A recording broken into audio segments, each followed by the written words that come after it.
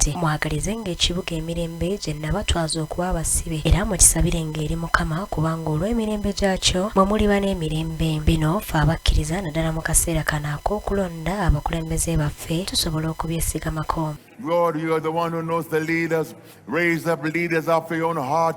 We pray for peace. We pray for law and order. Binene biteekeddwa mu nkola abakkiriza no ku kanisa ya Full Gospel Makerere obasabidde eggwanga n'ebintu byonna ebigenda okukolebwa sabbiiti eno yonna. Civil duty and right. Bannayuganda nga bagenda okukozesa eddembe lyabwe eryabaweebwa nga bannansi. That they'll do it peacefully. Nti tugende tukikolere wakati mu mirembe. In quiet. Tukikole nga tusiriikiridde. Amen. Amina. And may the Lord lead us all. Era ffenna Katonda atulungamye. Do what is acceptable in His sight. Okukola ekyo ekituukiridde ekisiimibwa mu maaso ge. Okusaba kuno kukulembeddwamu omusumba mukulu ow'ekkanisa eno Fred Wantante ng'agamba Katonda awulira essaala z'abaana be. The people that can speak and God listens Abantu aboogera Katonda n'awulira are His people. be baana be. Yeah. When we speak, Bwe twogera because we're His children, kubanga tuli baana be, He pays attention. assaayo okutu. And He says we should pray Agamba balina okusaba for all men. eri abantu bonna. Verse 2, for kings and for all that are in authority. Agamba ng'ekkanisa tebalina kibiina kye bawagira kubanga abantu bonna Katonda abaagala nga basaanye okusabira emirembe kubanga ekkanisa weesobolera okubuulira enjiri. As a church, Ng'ekkanisa we are apolitical. ffe tetulina sayidi gye tugwako. We don't subscribe to any particular party. Ffe tewali pate gye tugamba nti gye tuwagira. Hallelujah. Amina. But all parties, Naye pati zonna ebibiina all the people byonna of God, abantu bonna ba Katonda God loves them. kye nkugamba. The gospel can't be preached when there is war. Enjiri teyinza kubuulirwa wakati mu lutalo.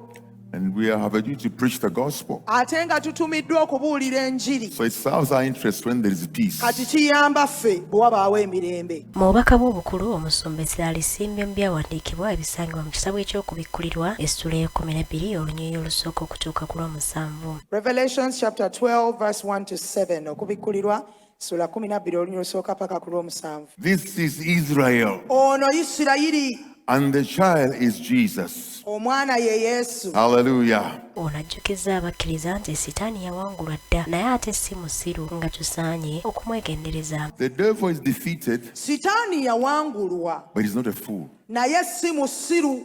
The Bible describes him having 7 heads. Bayibuli emulaga mu kifaananyi nti alina emitwe 7.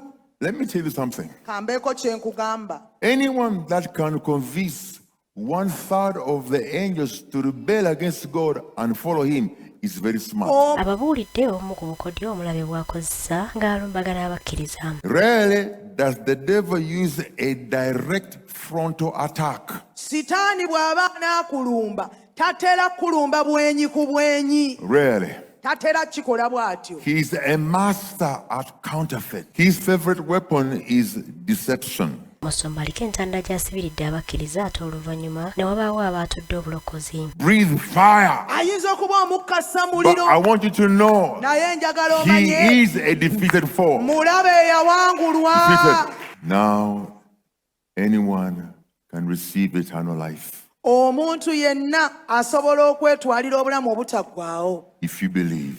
Kasitokkiriza. Lord, I thank you for these 2 young people. Wabaddewo n'akaseera ak'okusabira abantu naddala abo abaagala okuzza obuggya amakubo gaabwe ne Katonda nga beenenya era Omusumba Wantante abakulembeddemu. In their lives. Nsaba obikkule essuula empya mu bulamu bwabwe. Ndi Josephine Nabbosa.